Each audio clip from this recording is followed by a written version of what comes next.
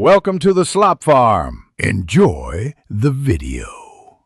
You start by confirming which preview you're running, a Java snapshot in the launcher or the Bedrock/Minecraft preview app from the store.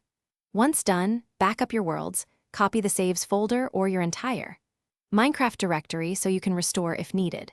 Then open the Minecraft launcher for Java or open Windows Settings apps if you installed the separate preview app. Make sure you have permission to change installs and that the game is closed before continuing. You'll now stop Java snapshots by opening launcher installations and turning off snapshots in the filter. This prevents the launcher from offering experimental builds.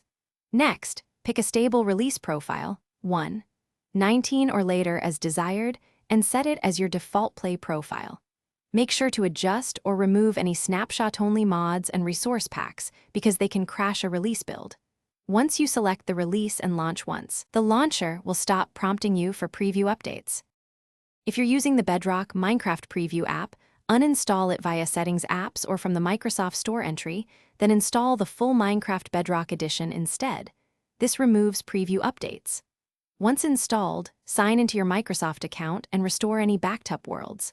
If things go wrong, clear the Microsoft Store cache, WS reset, and reboot, then reinstall.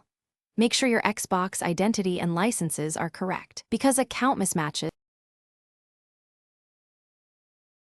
Thanks for watching. Consider subscribing if we helped you today.